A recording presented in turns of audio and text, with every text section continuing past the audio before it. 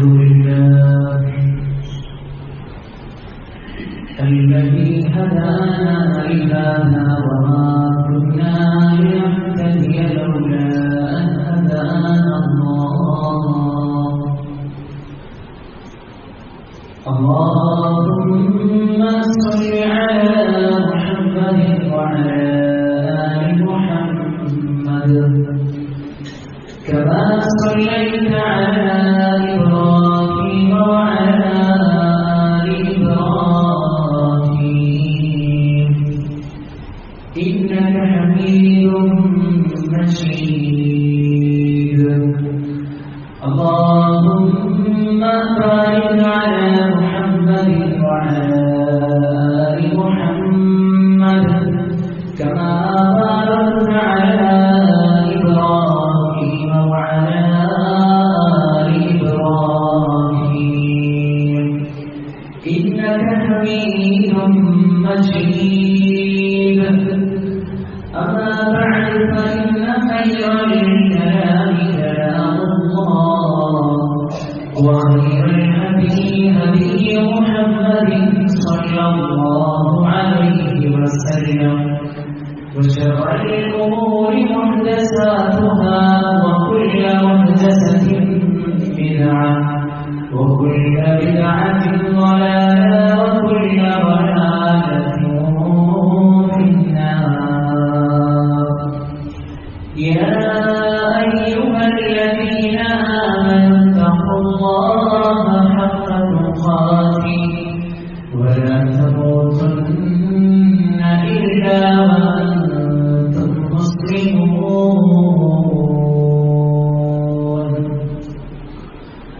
أعوذ بالله من الشيطان الرجيم بسم الله الرحمن الرحيم ومن أراد الآخرة وسعى لها سعيها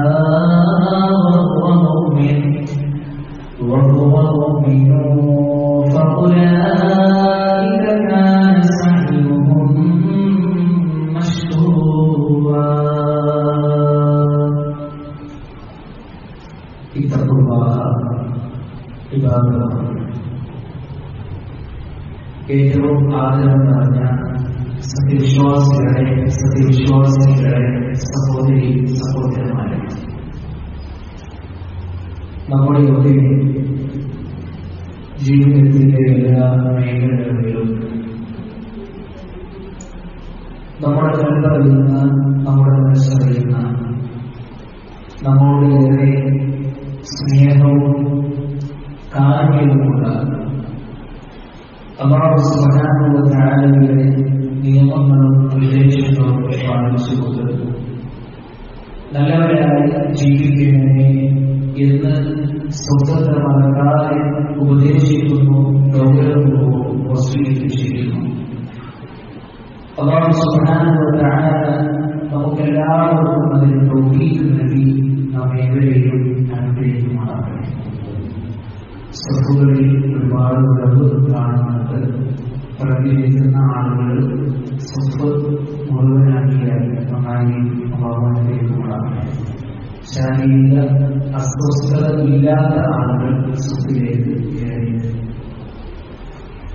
പ്രിയപ്പെട്ടവരെ, അല്ലാഹു സുബ്ഹാനഹു വ തആല ചില മാസങ്ങൾക്കും ചില ദിവസങ്ങൾക്കും ചില സമയങ്ങൾക്കും മറ്റു ചില മാസങ്ങളെക്കാളും ദിവസങ്ങളെക്കാളും സമയത്തെക്കാളും പവിത്രത നൽകിയിട്ടുണ്ട്. അല്ലാഹു സുബ്ഹാനഹു വ തആല ഏതൊന്നിനാണോ പവിത്രത നൽകിയിട്ടുള്ളത് എങ്കിൽ അതിനെ അതുപോലെ കാണുവാനും അത് അംഗീകരിക്കുവാനും വിശ്വാസികളായ നമുക്ക് സാധ്യമാകേണ്ടതുണ്ട്. ഇസ്ലാമിക കലണ്ടറിലെ 8ാമത്തെ മാസമാണ് ശഅബാൻ മാസം എന്നുള്ളത്. നമ്മളെല്ലാവരും ഒരുമിച്ച് കൂടിയിട്ടുള്ളത് ആ ശഅബാൻ മാസത്തിലാണ്. വളരെ ആവേശത്തോടുകൂടി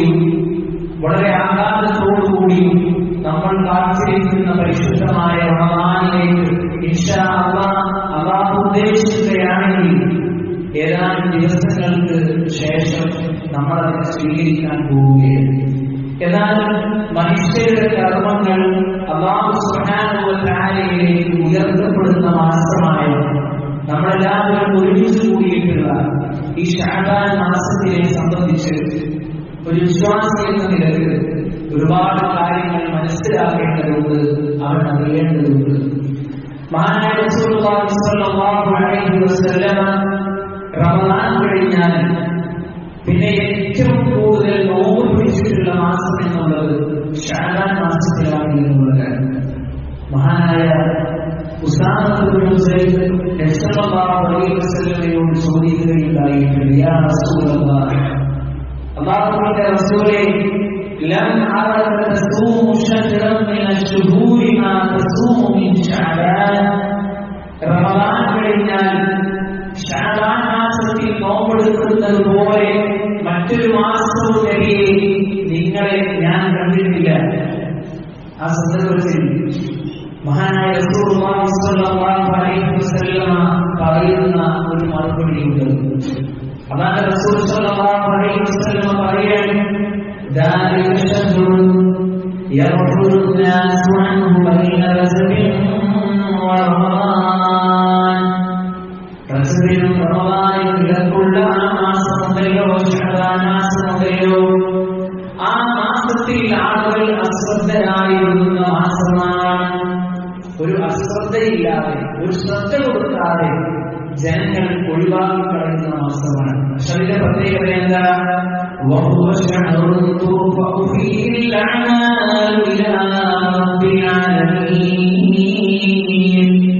അതാകട്ടെ അല്ലാഹുവിന്റെ പക്കലേക്ക് കർമ്മങ്ങൾ ഉയർത്തപ്പെടുന്ന ഒരു മാസമാണ്.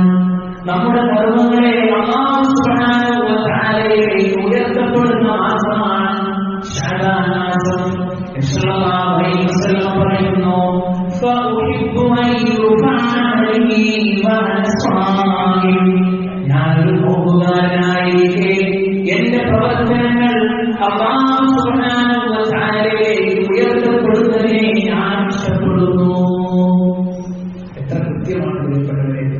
അശ്രദ്ധരല്ലേ യഥാർത്ഥത്തിൽ നമ്മൾ ഈ ഒരു മാസത്തിൽ നമ്മൾ വലിയ പ്രതിജ്ഞത്തിലും ആവേശത്തിലുമായിരിക്കാം റമദാനിനെ സ്വീകരിക്കാൻ. പക്ഷെ മഹാനായ റസൂലുള്ളാഹി സ്വല്ലല്ലാഹു അലൈഹി വസല്ലം ഒരുപാട് അധ്വാനിച്ച, പ്രവർത്തിച്ച, നോമ്പെടുത്തുകൊണ്ട് അല്ലാഹുവിലേക്ക് ഏറ്റവും കൂടുതൽ അടുത്ത ഈ മാസം എത്ര നോമ്പ് നമുക്കെടുക്കാൻ സാധ്യമായിട്ടുണ്ട് എന്ന് ഗൗരവത്തോടുകൂടി നമ്മൾ ശ്രദ്ധിക്കേണ്ടതുണ്ട്. മഹതിയായ ആയിഷ റളിയല്ലാഹു അൻഹ പറയാണ്, وما رأيت رسول الله صلى الله عليه وسلم استكمل صيام شهر قط إلا رمضان. റമദാനിലല്ലാതെ മറ്റൊരു മാസത്തിലും അല്ലാഹുവിന്റെ റസൂൽ സ്വല്ലല്ലാഹു അലൈഹി വസല്ലം പരിപൂർണമായി നോമ്പെടുത്തതായി ഞാൻ കണ്ടിട്ടില്ല. അത് കഴിഞ്ഞാൽ, ആ റമദാൻ കഴിഞ്ഞാൽ وما رأيته في شهر أكثر منه صياما في شعبان. ആ റമദാൻ കഴിഞ്ഞാൽ പിന്നെ സല്ലല്ലാഹു അലൈഹി വസല്ലം ഏറ്റവും കൂടുതൽ നോമ്പെടുത്തിരുന്നത് പ്രിയപ്പെട്ടവരെ ശഅബാൻ മാസത്തിലായിരുന്നു. മഹതിയായ ആയിഷ റളിയല്ലാഹു അൻഹ അവരെ പഠിപ്പിക്കുകയാണ്. നമ്മുടെ അവസ്ഥ എന്താ പ്രിയപ്പെട്ടവരെ? കഴിഞ്ഞ റമദാനിൽ എന്തെങ്കിലുമൊക്കെ അശ്രദ്ധ കൊണ്ടോ കാരണം കൊണ്ടോ ഒരു പക്ഷേ ഒരുപാട് നോമ്പുകൾ നമുക്ക് നഷ്ടപ്പെട്ടിട്ടുണ്ടാകും. ആ നോമ്പുകളെല്ലാം പ്രത്യേകമായി എടുത്തുവിട്ടേണ്ടത് ഈ ശഅബാനിലാണ്. നമ്മൾ ശ്രദ്ധിക്കുക. മഹാന്മാരായ കൊണ്ടുള്ള സ്വഹാബത്തും അതുപോലെ തന്നെ റസൂലുള്ളാഹി അലൈഹി വസല്ലമയുടെ ഭാര്യമാരും ഈ കാര്യം പ്രത്യേകം ശ്രദ്ധിക്കുമായിരുന്നു. നോമ്പെടുത്ത് വീട്ടാൻ കഴിയാത്ത ആളുകൾ അവരെന്ത് ചെയ്യണം? ഒരു ഫിദിയയിലേക്ക് ഒരു മിസ്കീനിന് ഒരു നേരത്തെ ഭക്ഷണം കൊടുത്തുകൊണ്ട് അവരെ കർമ്മം എടുത്തു വീട്ടണമെന്നാണ് പരിശുദ്ധ ഇസ്ലാം പഠിപ്പിക്കുന്നത്. അതുകൊണ്ട് പ്രിയപ്പെട്ടവരെ, പരിശുദ്ധമായ റമദാൻ നമ്മിലേക്ക് വരുന്നതിന് മുമ്പ് ശഅബാനിൽ റമദാനിലേക്കുള്ള ഒരു ഒരുക്കമാണ് നമുക്ക് കാണാൻ കഴിയും. റമദാനിലേക്ക് കടക്കുന്നതിന് മുമ്പേ ശഅബാനിൽ ഒന്ന് തയ്യാറെടുത്തിരിക്കുക. എന്തിനു വേണ്ടി?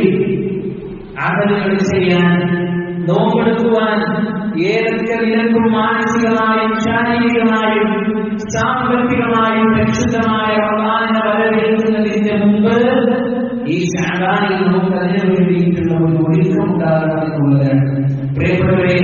എന്നാൽ പരിശുദ്ധ ദീനുൽ ഇസ്ലാം ദീൻ കൃത്യമായി അല്ലാഹുവിന്റെ റസൂൽ സ്വല്ലല്ലാഹു അലൈഹി വസല്ലം നമ്മളെ പഠിപ്പിച്ചു. നമുക്ക് സ്വർഗ്ഗപ്രവേശനത്തിന് ആവശ്യമായ എല്ലാ കാര്യങ്ങളും പഠിപ്പിച്ചുകൊണ്ടാണ് ഹബീബുനാ റസൂലുള്ളാഹി സ്വല്ലല്ലാഹു അലൈഹി വസല്ലം ഈ ലോകത്തോട് വിട പറഞ്ഞു പോയിട്ടുള്ളത്. എന്നാൽ ശഅബാൻ 15 പ്രത്യേകമായി നോമ്പെടുക്കുന്ന ആളുകൾ നമ്മുടെ കൂട്ടത്തിലുണ്ട്. ബറാഅത്ത് നോമ്പ് എന്നാണ് അതിന്റെ പേര്. അങ്ങനെ ഒരു നോമ്പ് പരിശുദ്ധ ദീനുൽ ഇസ്ലാം പഠിപ്പിച്ചിട്ടില്ല. പിന്നെ ചിന്തിക്കുന്ന വിഷയം എന്തായിരുന്നു? അതൊരു നോമ്പല്ലേ, അതിൽ ഇത്ര വലിയ തെറ്റുണ്ടോ? നല്ല കർമ്മമല്ലേ, ചെയ്യാൻ പാടില്ല. മഹാനായ റസൂലുള്ളാഹി സ്വല്ലല്ലാഹു അലൈഹി വസല്ലമക്കും സ്വഹാബത്തിനും പരിചയമില്ലാത്ത ഒരു പ്രവർത്തനവും പ്രിയപ്പെട്ടവരെ നമ്മുടെ ജീവിതത്തിൽ ഉണ്ടാകാൻ പാടില്ല. ആ രാവിലെ പ്രത്യേകമായി കൊണ്ട് 3 തവണ യാസീൻ ഓതുന്നു, അതുപോലെ തന്നെ പ്രത്യേകമായി നമസ്കരിക്കുന്നു, പ്രത്യേകമായി മധുരപലഹാരങ്ങൾ ഉണ്ടാക്കി, കോഴിശയുണ്ടാക്കി, വിഗ്രഹങ്ങളുണ്ടാക്കി അത് ചെല്ലി നിർവഹിക്കുന്നു. പ്രിയപ്പെട്ടവരെ, എന്തിനു വേണ്ടിയിട്ട്? നല്ലതല്ലേ എന്ന് കരുതിയിട്ട്, നന്മയല്ലേ എന്ന് കരുതിയിട്ട് ചെയ്തിട്ടാകുമ്പോ നാളെ പരലോകമാണ് പ്രിയപ്പെട്ടവരെ നമുക്ക് നഷ്ടമാകുന്നത് എന്ന് നമ്മൾ ചിന്തിക്കേണ്ടതുണ്ട്. മഹാനായ ഇമാം മാലിക് റഹിമഹുല്ലാഹ് പഠിപ്പിക്കുകയാണ്,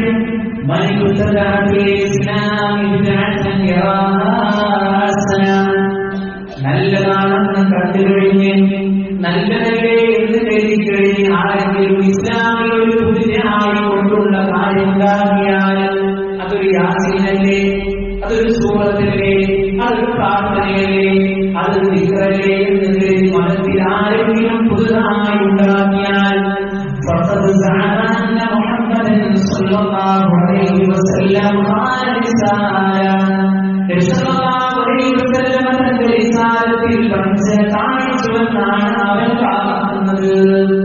ഉത്തരാചാരം നിർവഹിക്കുന്ന പുതിയതായി കൊണ്ട് രീതിയിൽ ചെയ്തു കൂട്ടുന്ന പ്രവർത്തനങ്ങൾ ചെയ്യുന്ന ഒരു വ്യക്തി ചെയ്യുന്നത് ഈ രൂപത്തിൽ അവൻ പ്രവർത്തിക്കുമ്പോൾ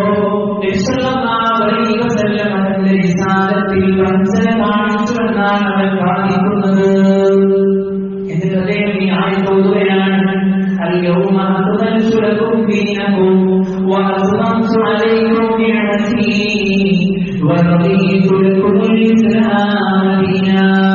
മഹാനായ റസൂലുള്ളാഹി സ്വല്ലല്ലാഹു അലൈഹി വസല്ലം പഠിപ്പിച്ചിട്ടുള്ളവരെ, നിങ്ങൾക്ക് ഇന്നത്തെ ദിവസം നിങ്ങൾക്ക് ഞാൻ ഇതാ ദീനിനെ പൂർത്തിയാക്കി തന്നിരിക്കുന്നു എന്നുള്ളതാണ്. ഈ കുടുംബം നിങ്ങൾ തന്നിലേക്ക് കൂട്ടുവാനോ കുറക്കുവാനോ ഇല്ല. നിങ്ങളുടെ മതത്തെ നിങ്ങൾക്ക് ഞാൻ പൂർത്തീകരിച്ചു തന്നിട്ടുണ്ട്. അല്ലാഹു സുബ്ഹാനഹു വ തആലയുടെ വഹീ പ്രകാരം അല്ലാഹു റസൂൽ സ്വല്ലല്ലാഹു അലൈഹി വസല്ലം നമ്മളെ പഠിപ്പിച്ചു. ഈ ഒന്നും കൂട്ടുവാനില്ല, ഒന്നും കുറക്കുവാനില്ല. ഈ ഒരു വിശ്വാസം അനുസരിച്ച് പ്രവർത്തിക്കുന്നവർക്ക് നാളെ രക്ഷയുള്ളൂ. ഈ വിശ്വാസമില്ലാതെ നല്ലതല്ലേ എന്ന് കരുതി ചെയ്യുന്നവർക്ക് നാളെ പരലോകത്ത് വരുന്നത് വമ്പിച്ച നഷ്ടമാണെന്ന് പ്രിയപ്പെട്ടവരെ നമ്മൾ ഗൗരവത്തോടുകൂടി നമ്മൾ മനസ്സിലാക്കേണ്ടതുണ്ട്.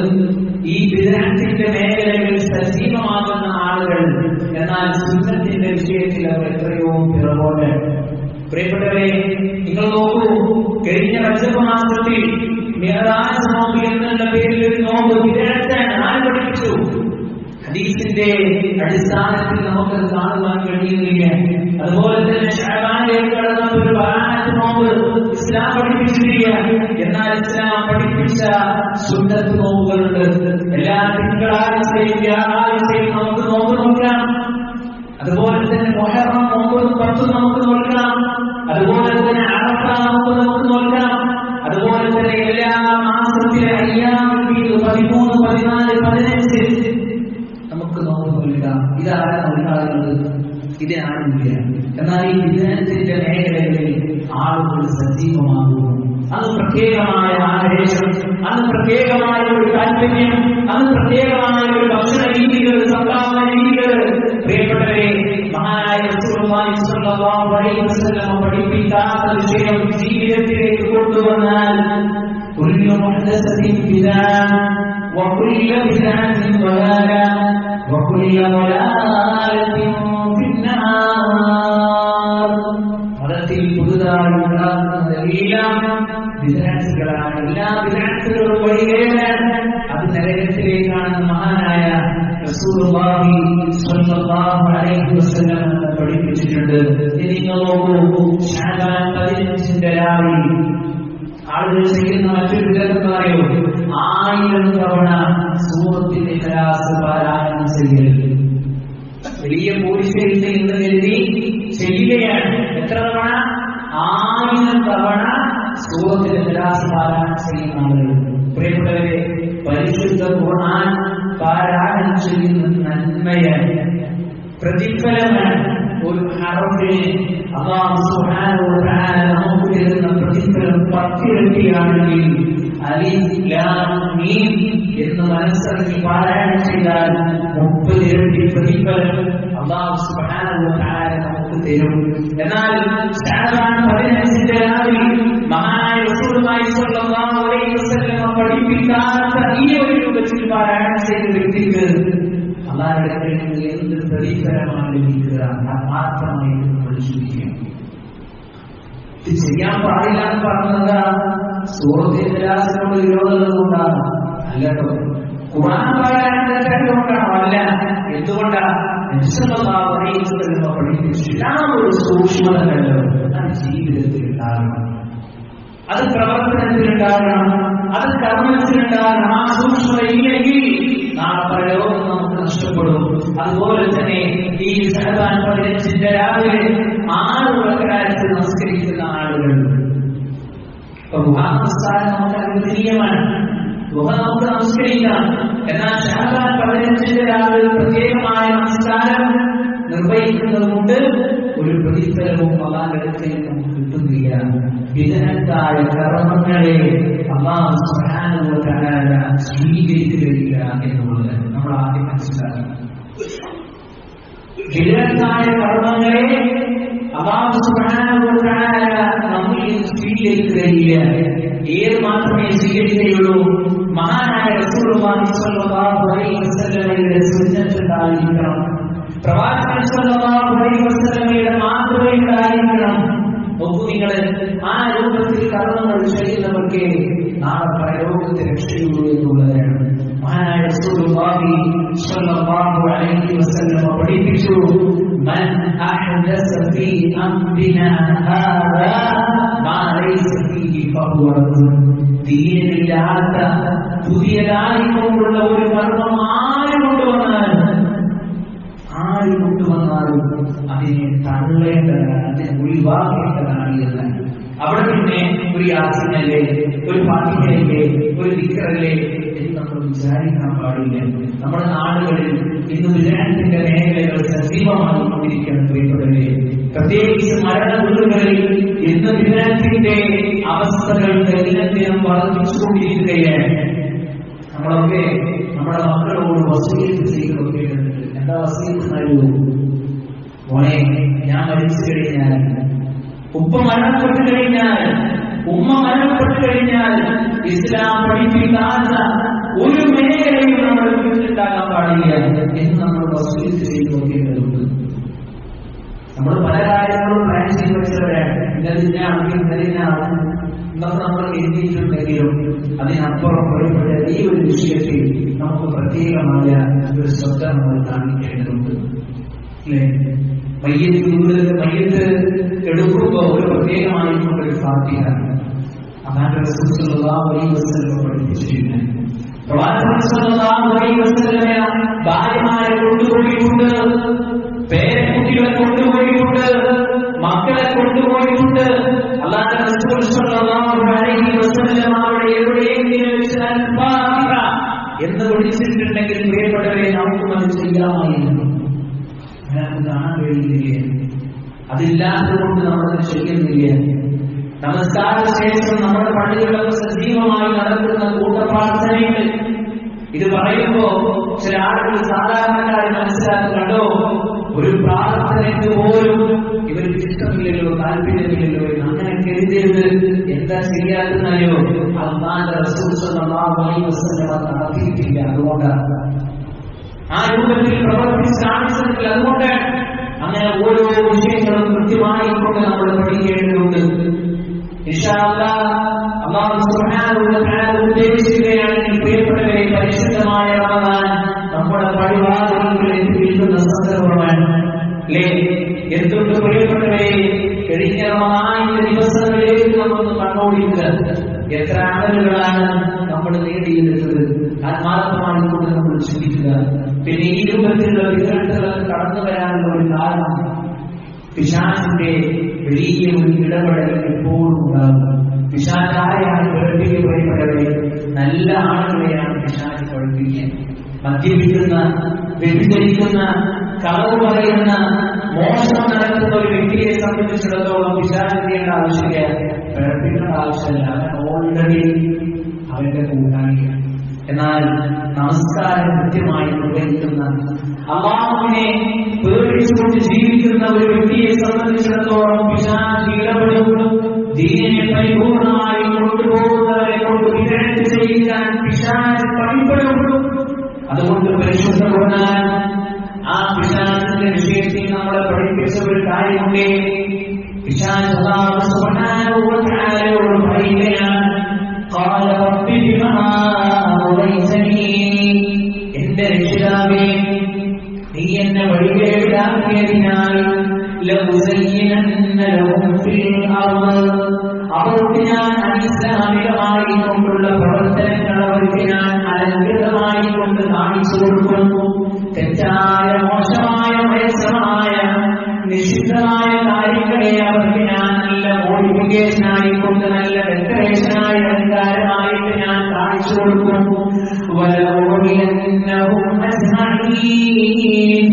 അവരെ മുഴുവനും ഞാൻ വഴികേടിലാക്കുകയും ചെയ്യും. ഇത് പിശാച് അല്ലാഹു പറഞ്ഞത്.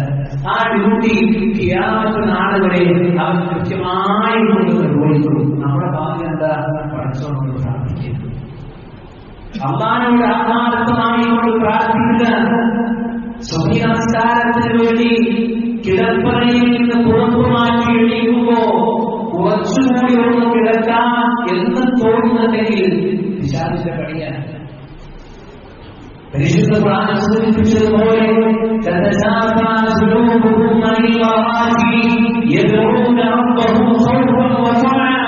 അതേ കിടപ്പറകളിൽ നിന്ന് തങ്ങളുടെ ശരീരത്തെ പൊറിച്ചുകൊണ്ടു പോകുന്ന വിശ്വാസികളായിട്ടുള്ള ആളുകൾ പ്രിയപ്പെട്ടവരെ, ആ കൂട്ടത്തിൽ ഉൾപ്പെടാൻ നമുക്ക് സാധ്യമാകേണ്ടതുണ്ട്. അതുകൊണ്ട് വിദഗ്ധ ചെയ്യിപ്പിക്കാൻ, വിദഗ്ധത്തിലേക്ക് നമ്മളെ ക്ഷണിക്കാൻ പിശാച് നന്നായി ഇടപെടുന്നുള്ള കാര്യത്തിൽ സംശയമില്ല. ആത്മാർത്ഥമായി കൊണ്ടുള്ള പ്രാർത്ഥനയാണ് വിശ്വാസികളെ നമ്മുടെ കയ്യിലുള്ള ആയുധം എന്നുള്ളത് അല്ലേ? അള്ളാഹുവോട് പ്രാർത്ഥിക്കാൻ നമുക്ക് സാധ്യമാകണം. ഏത് സന്ദർഭത്തിലും എങ്ങനെയും അവൻ നമ്മളെ പിഴപ്പിക്കാം. അതുകൊണ്ട് ഒരു ആത്മവിചിന്തന കൃത്യമായി കൊണ്ട് ഈ ശഅബാൻ മാസത്തിലൂടെ നമ്മൾ നടത്തുകയും പരിശുദ്ധ ഇസ്ലാം പഠിപ്പിച്ച കാര്യങ്ങളിൽ സജീവമാവുകയും വിദഗ്ധത്തിന്റെ മേഖലകളിൽ നിന്ന് പരിപൂർണമായി മാറിയിരിക്കുകയും ചെയ്തുകൊണ്ട് അല്ലാഹുവിലേക്ക് അടുക്കുവാൻ നമ്മൾ ശ്രമിക്കുക. അല്ലാഹു സുബ്ഹാനഹു വ തആല ആ രൂപത്തിൽ തന്നെ മുന്നോട്ട് നീങ്ങുവാൻ, പ്രവർത്തിക്കുവാൻ നമുക്ക് എല്ലാവർക്കും തൗഫീഖ് നൽകി നമ്മെ അനുഗ്രഹിക്കുമാറാകട്ടെ. അഖൂലു ഖൗലി ഹാദാ അസ്തഗ്ഫിറുല്ലാഹ ലി വലക്കും ഫസ്തഗ്ഫിറൂഹു ഇന്നഹു ഹുവൽ ഗഫൂറുർ റഹീം.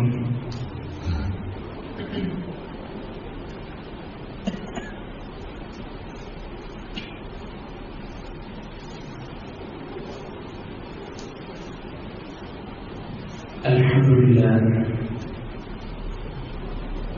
حمدا كثيرا طيبا مباركا فيه. اللهم صل على محمد وعلى آل محمد كما صليت على إبراهيم وعلى آل إبراهيم إنك حميد مجيد.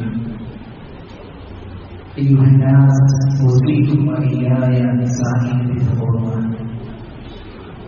ഒരിക്കൽ കൂടി അല്ലാഹുവിനെ സൂക്ഷിച്ചുകൊണ്ട് അവരെ വഴിപ്പെട്ടുകൊണ്ട് ജീവിക്കാനുള്ള സ്വന്തത്തെ മറക്കാതെ ഉപദേശിക്കുന്നു, ഗൗരവവും വസീയത്ത് ചെയ്യുന്നു. അല്ലാഹു സുബ്ഹാനഹു വ തആല നമുക്കെല്ലാവർക്കും അതിന് തൗഫീഖ് നൽകി നമ്മെ അനുഗ്രഹിക്കുമാറാകട്ടെ. വിശ്വാസികളെ, ശഅബാൻ മാസവുമായി ബന്ധപ്പെട്ട് ഒരുപാട് വിദഗ്ധത്തിന്റെ മേഖലകൾ സജീവമാകുമ്പോൾ എന്താണ് വിദഗ്ധെന്നും എന്തെല്ലാമാണ് സുന്നത്തുകളെന്നും കൃത്യമായി നമ്മൾ അറിയേണ്ടതുണ്ട്. ഖുർആൻ അവതരിച്ചത് ലൈലത്തുൽ ഖദ്റിൽ ആണെന്നുള്ള കാര്യത്തിൽ നമുക്കാർക്കും സംശയമില്ല. പരിശുദ്ധ ഖുർആനിൽ പോലും അല്ലാഹു സുബ്ഹാനഹു വ തആല ആ നിർണയത്തിന്റെ രാത്രിയിലാണ് പരിശുദ്ധ ഖുർആനെ ഇറക്കിയത് എന്ന് കൃത്യമായി കൊണ്ട് പഠിപ്പിക്കുന്നുണ്ട്. എന്നാൽ മതപുരോഹിതന്മാർ പറഞ്ഞ്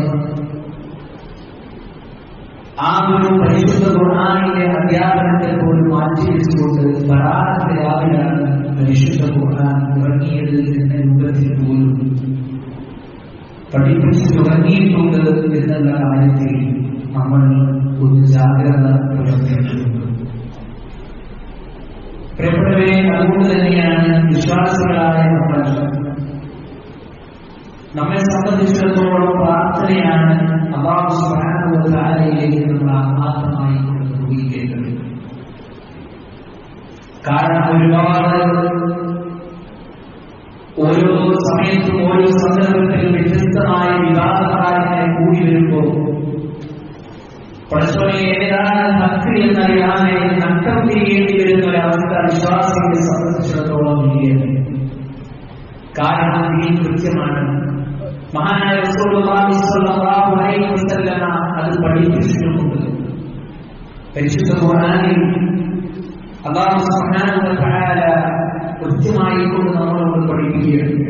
നമ്മൾ പറയുന്നത് وَمَنْ أَرَادَ الْآخِرَةَ وَسَعَى لَهَا سَعْيَهَا وَهُوَ مُؤْمِنٌ فَأُولَٰئِكَ كَانَ سَعْيُهُمْ مَشْكُورًا. ആര് പരലോകത്തെ ഉദ്ദേശിച്ചുവോ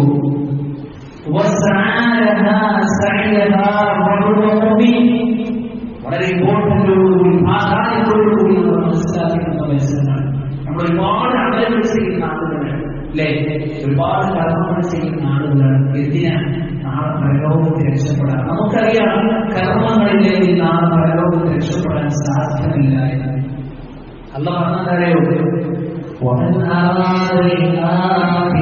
ആര് പരലോകത്തെ ഉദ്ദേശിച്ചുവോ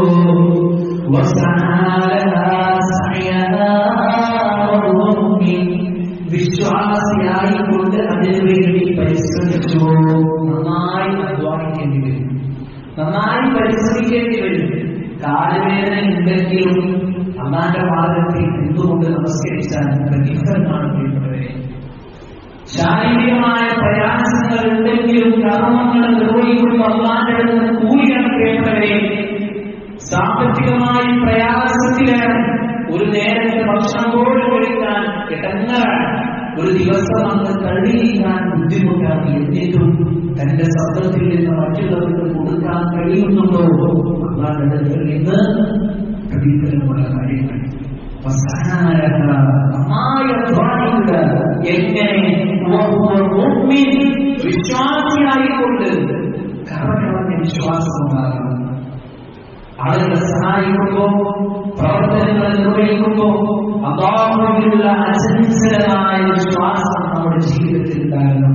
അങ്ങനെയാണെങ്കിൽ അവരുടെ പ്രവർത്തനങ്ങൾ അല്ലാഹു സുബ്ഹാനഹു വ തആല നന്ദിപൂർവ്വം അവരിൽ നിന്ന് സ്വീകരിക്കുമെന്ന് പരിശുദ്ധ ഖുർആൻ നമ്മളോട് പഠിപ്പിക്കുമ്പോൾ വിശ്വാസികളെ നമ്മൾ എന്തിന് ഭയപ്പെടണം?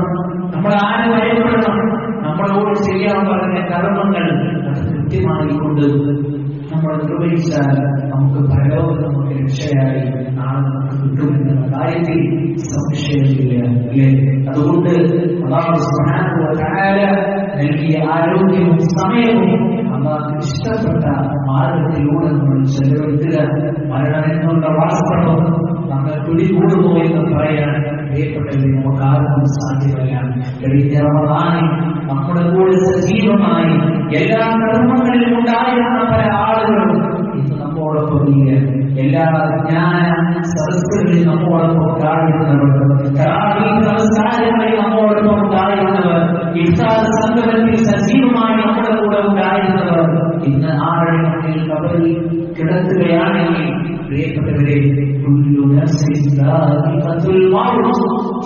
എല്ലാ ശരീരങ്ങളും മരണത്തിന്റെ ആസ്വദിക്കുമെന്നുള്ളതാണല്ലോ. എപ്പോ എവിടെ എങ്ങനെ എന്ന് പറയാൻ നമുക്ക് സാധ്യമല്ല. കർമ്മങ്ങൾ കൊണ്ട് അല്ലാഹുവിലേക്ക് അടുക്കുവാൻ നമ്മൾ ശ്രമിക്കുക. അല്ലാഹു സുബ്ഹാനഹു വ തആല നമുക്കെല്ലാവർക്കും അതിന് തൗഫീഖ് നൽകി നമ്മെ അനുഗ്രഹിക്കുമാറാകട്ടെ. കഴിഞ്ഞ ആഴ്ച നമ്മൾ വാടാനപ്പള്ളി സ്ഥലത്തുള്ള പള്ളിക്ക് വേണ്ടി നമ്മൾ കാഴ്ചകൾ നടത്തിയിരുന്നു. അൽഹംദുലില്ലാഹ് നല്ല ഒരു സഹകരണം എല്ലാവരും നടത്തിയിട്ടുണ്ട്. ഒരുപാട് ഓഫറുകളും ഒരുപാട് സംഭാവനകളും അവർക്ക് കിട്ടിയതായി അവർ സന്തോഷവും അറിയിച്ചിട്ടുണ്ട്. ഇൻഷാ അല്ലാഹ് ഇന്നത്തെ ഒരു ദിവസവും പെരുമ്പാവൂരിലുള്ള നമ്മുടെ സലഫി മസ്ജിദിന് വേണ്ടി അതിന്റെ പ്രവർത്തനങ്ങൾ നടത്തുന്നതിന് വേണ്ടി അവിടുത്തെ ആളുകൾ നമ്മുടെ പള്ളിയിൽ എത്തിയിട്ടുണ്ട്. കഴിഞ്ഞ ആഴ്ച പറഞ്ഞ അതേ കാര്യമാണ്. ആ പള്ളിക്ക് അതിന്റെ പ്രവർത്തനത്തെ സഹായിക്കുവാൻ അവർ നമ്മളോട് ആവശ്യപ്പെട്ടിട്ടുണ്ട്.